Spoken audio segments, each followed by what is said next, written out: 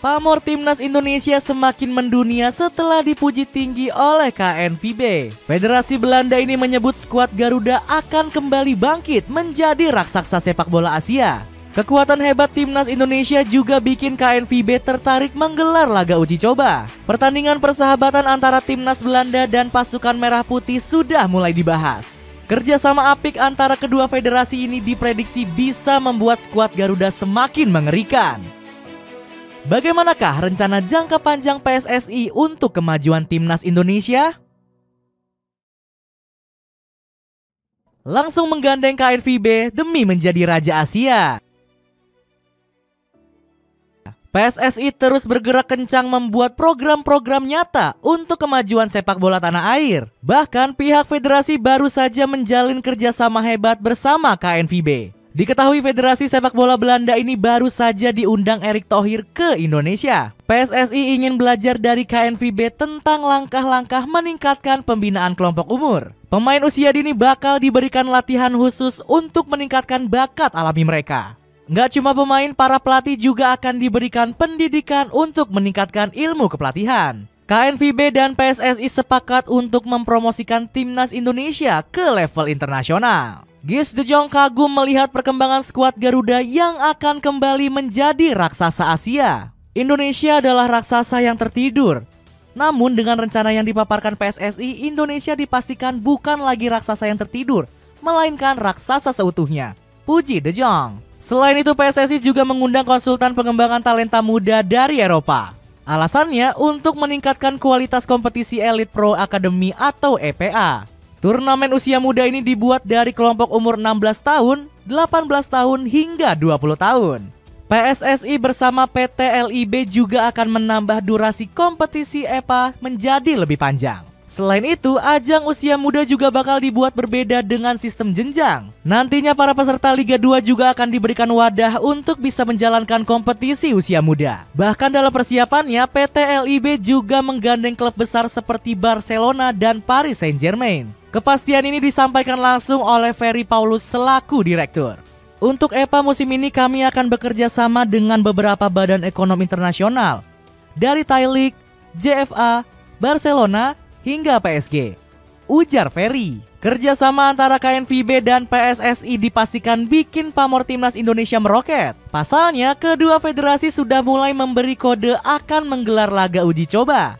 Timnas Indonesia diharapkan bisa bertanding kontra timnas Belanda di sektor putra dan putri. Erick Thohir sendiri sudah lama ingin menentang skuad The Orange di laga persahabatan. Setelah melawan Argentina, ketua PSSI ini memberi kode ingin mengundang Belanda. Saya sudah kontak Portugal, Belanda, dan Jerman. Permasalahannya, kami harus pastikan kalender FIFA mereka. Rencana uji tanding tersebut sudah mendapatkan sambutan positif. Lewat komentar ini, Erick Thohir terbukti sangat ingin mengundang skuad The Orange. Peluang ini bisa dibilang masih terbuka lebar karena ex-pemilik Inter Milan ini dikenal jago bernegosiasi. Kemampuan lobi ketua PSSI ini sudah diakui langsung oleh Claudio Fabian Tapia. Presiden Federasi Argentina ini kagum dengan kemampuan Erick Thohir mendatangkan skuad Tango. Saya jelaskan bahwa timnas Argentina bisa bermain melawan Indonesia karena pengaruh Erick Thohir.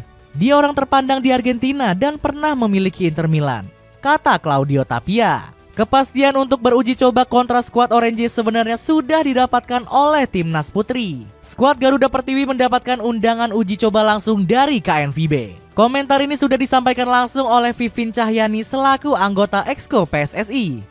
Federasi Belanda mengundang timnas putri untuk beruji coba dengan timnas Belanda. Saya sudah bertanya kepada Coach Mochizuki dan dia mengaku nggak gentar, kata Vivin. Skuad Garuda Pertiwi akan mendapatkan pengalaman berharga melawan The Orange Women. Pasalnya, timnas putri akan melawan negara ranking 11 dunia. Di sisi lain, PSSI akan mengulang sejarah mengundang Belanda Putra pada 2013 silam. Saat itu skuad Garuda harus tumbang dengan skor 3-0 dari skuad The Orange asuhan Louis van Gaal. Sementara pasukan Shin Taeyong akan mendapat modal luar biasa jika kedatangan timnas Belanda. Pasalnya, skuad The Orange semakin banyak diperkuat bintang top Eropa. Mulai dari Virgil van Dijk, Nathan Ake, Frenkie de Jong, Xavi Simons, hingga Tijani Reinders. Semakin cepat memproses naturalisasi pemain keturunan. Gebrakan PSSI dan Erick Thohir juga semakin terasa di sektor naturalisasi pemain. Pihak federasi sedang mengurus cepat perpindahan kewarganegaraan Mads Hilgers dan Eliano Reinders. Kedua pemain ini diproyeksikan PSSI untuk bisa debut melawan Bahrain dan juga Cina. Kehadiran Hilgers dan Eliano akan semakin memperbesar peluang skuad Garuda. Erick Thohir juga menyebut timnas Indonesia butuh skuad pelapis yang sepadan. Saya sering katakan, kami butuh 2x11 pemain timnas Indonesia senior yang memiliki kualitas yang sama. Saat ini memang belum, jadi kami akan terus mencari pemain. Ini penting jika ada pemain yang cedera, singgung Erick Thohir. Namun proses naturalisasi Hilgers dan Eliano kabarnya akan mundur pada 30 September nanti.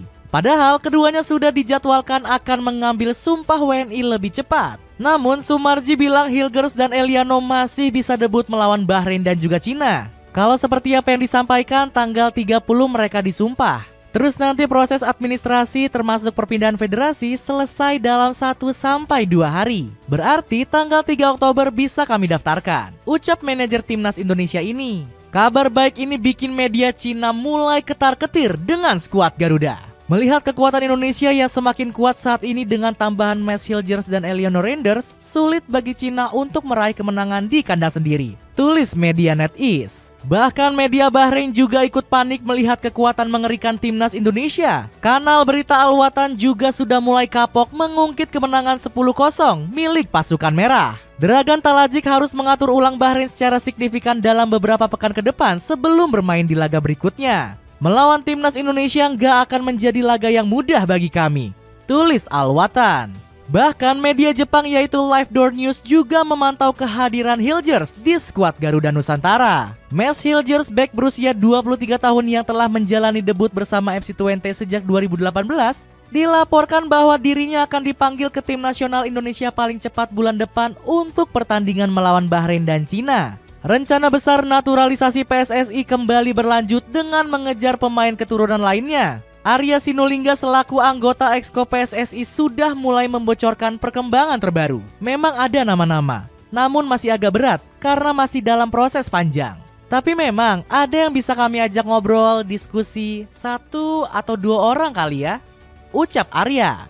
Bahkan anggota Exco PSSI ini menyebut darah keturunan baru akan datang pada November nanti. Paling enggak kami proses dulu nanti di bulan Oktober.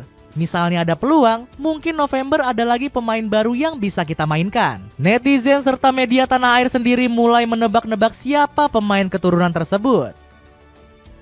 Nama Mauro Zylstra paling kencang diberitakan akan segera dinaturalisasi oleh PSSI. Pemain berdarah Bandung bahkan sudah menyerahkan dokumen naturalisasinya ke PSSI. Selain itu, kedatangan Zylstra juga bisa memperkuat lini serang timnas Indonesia. Saya sedang menunggu lampu hijau dan siap untuk terbang ke Indonesia. Saya belum tahu berapa lama lagi. Saya berharap PSSI segera memberi kabar kepada saya, singgung Zylstra. Sosok Jairo Ridwald yang memperkuat Royal Antwerp juga dirumorkan kencang. Pandit lokal tanah air seperti Roni Pangemanan juga ikut memberitakan rumor naturalisasi sang pemain. Di Belanda mereka bilang kalau Jairo Ridwald akan memperkuat timnas Indonesia. Sekarang PSSI mungkin coba menghidupkan lagi opsi untuk mendatangkannya, ucap Bung Ropan. PSSI juga kembali mengejar Jadon Oosterwolde yang membela Fenerbahce. Pemain asuhan Jose Mourinho ini dikabarkan sudah mulai lelah menunggu panggilan timnas Belanda. Buktinya Jadon dikabarkan tertarik membela timnas Suriname yang berposisi 138 FIFA. Berita ini disampaikan langsung oleh akun sosial media X Natio F Scots. Diambil dari banyak sumber, Jadon Oosterwolde, Jadon Bennell, dan Bogarde bersaudara dilaporkan mulai tertarik membela timnas Suriname, tulis akun tersebut. Jika kabar ini valid, maka PSSI harus bergerak cepat untuk membajak Jadon. Pasalnya, bek kelahiran Zwolle ini punya potensi besar untuk level timnas Indonesia yang semakin meroket. Ambisi kuat demi 100 besar FIFA dan lolos Piala Dunia. Deretan rencana besar tersebut semakin membuktikan ambisi besar timnas Indonesia untuk berprestasi. Skuad Garuda punya target jangka pendek menembus 100 besar FIFA. Sementara untuk jangka panjang, PSSI optimis timnas Indonesia bisa lolos ke Piala Dunia.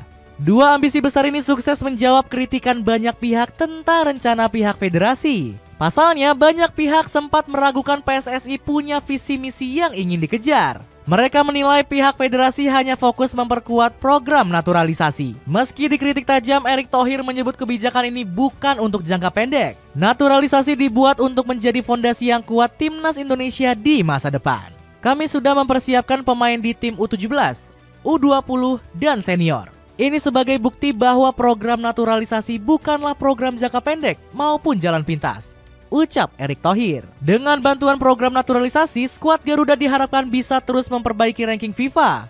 Ambisi menembus 100 besar diprediksi bukan sesuatu yang mustahil. Pasalnya, saat ini skuad Garuda sudah berhasil melompat ke ranking 129. Shin Taeyong juga punya ambisi membawa anak asuhnya mengejar Thailand di posisi 100 FIFA. Secara pribadi, saya ingin Indonesia untuk menembus peringkat 100 besar FIFA, ucap pelatih asal negeri ginseng ini. Selain itu, pelatih berusia 53 tahun ini juga ingin membawa Indonesia melaju jauh di kualifikasi Piala Dunia 2026. Untuk yang terdekat, saya akan berusaha agar Indonesia bisa masuk ke playoff, sehingga tim ini nantinya bisa memperebutkan tiket Piala Dunia 2026. Namun PSSI mengaku nggak buru-buru menuntut timnas Indonesia lolos Piala Dunia. Skuad Garuda diberikan waktu yang panjang untuk bisa pelan-pelan bersaing di kualifikasi. Alasannya karena PSSI nggak ingin timnas Indonesia lolos berkat jalur tuan rumah turnamen. Erick Thohir percaya skuad Garuda bisa tampil di Piala Dunia sebagai peserta. Jika kita terus membangun tim nasional dimulai dari usia muda, target jangka panjang kita adalah lolos ke Piala Dunia FIFA, bukan sebagai tuan rumah, tapi sebagai peserta. Dengan deretan rencana hebat tersebut, akankah PSSI bisa membuat skuad Garuda terbang lebih tinggi menggapai target lainnya?